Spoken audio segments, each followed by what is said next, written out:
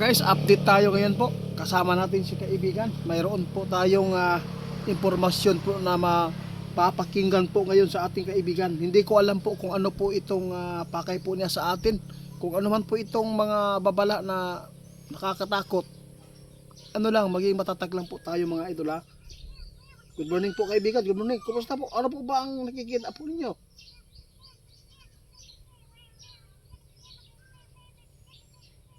Naku po.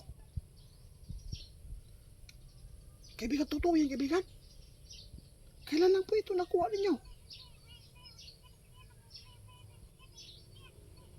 Na, guys, sabi ng ating kaibigan itit, matutuloy po ang masamang nakikita namin. Na sinabi po namin sa inyo na maraming buhay ang mawawala. Sa lahat po ng mga OFW, no, mga kababayan po natin dyan sa ibang bansa ngayon, maghanda po kayo, hindi lang po dito sa Pilipinas. Guys, tungkol po ito sa digmaan guys. Parang may magaganap daw talaga mga idol. Nalulungkot po tayo dahil mayroon pa naman tayo mga kapatid dyan sa ibang bansa. Sana ay ligtas sa kapahamakan. Sa ngayon mga idol, nagbabala si kaibigan. Kailangan mag-ready tayong lahat sa anumang mangyayari. Diyos ko.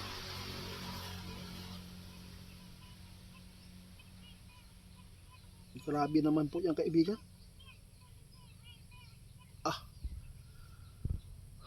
Kanina daw guys, mayroon nakita si kaibigan na grabe ang mangyayari.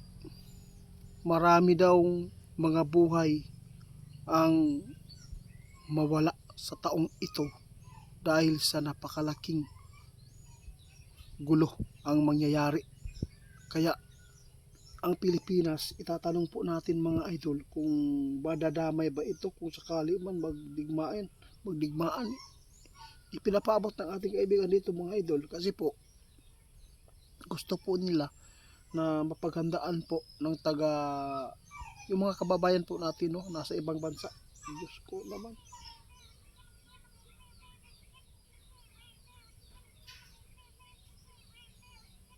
Nako. Ito po ang sabi ng ating kaibigan. Mayroon pong video ang aming ipinapaabot doon.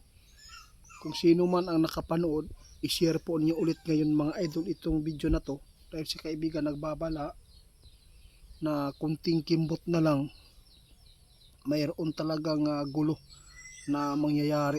Sana wala pong mga ano dito guys, ito maglabanay, walang kampihan. Sana walang kampihan po kung sakali man magkaroon po ng gulo kasi ang banta ngayon US at Iran. Kaya yung iba sa Vietnam naghahanda din po sila tungkol po sa yung banta, no? Yun po ang nakakatakot dahil mayroon po nagpaabot sa atin si kaibigan natin na Linyo. Agad po siyang nagpaabot din sa kanilang mga impormasyon na nakikita dito sa ating mundo. Hindi po daw safety ang Pilipinas dito kung sakali man na magkadigmaan ang dalawang bansang ito. Kapag nagkaroon ng hawa-hawa ng mga bansa, naku po guys, ito po yung kampihan na kasi kapag may kampihan maghawa-hawa yun daw na.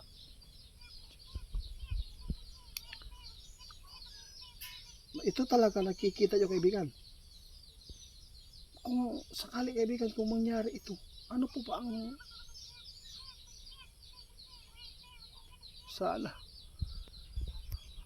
sana daw hindi gagamitin ng Iran ang kanilang nuclear na may lason mga idol. Kapag nagkaroon po ng ganitong klaseng mga paputok, ito na ang tinatatakutan ng ating kaibigan. Kung ano lang yung digmaan lang na yung hindi po madadamay po yung buong mundo. Sana po guys, ipanalangin na natin po na sana hindi ito humantong sa World War III. Kapag mangyari, magkakatotoo talaga ang sinabi ni Indy Ferris na tuluyan ma-shutdown, walang kuryente, walang pagkain, walang internet. Sana makuhaan ninyo karon kini kung unsaon pagpangandam. Mangandam ta ninyo mga idol, kailangan natin maghanda dahil hindi po natin alam ang mangyayari sa buhay natin ngayon. Hindi maganda ang ating status ngayon mga idol dahil po sa mga banta ngayon ng digmaan, lalo na si kaibigan may nakita kanina na maraming buhay ang mawawala dahil sa kaguluhan. Kaya sa lahat ng makapanood, please po pakishare po itong video mga idol para makahanda ang ating mga kababayan sa ibang bansa ngayon.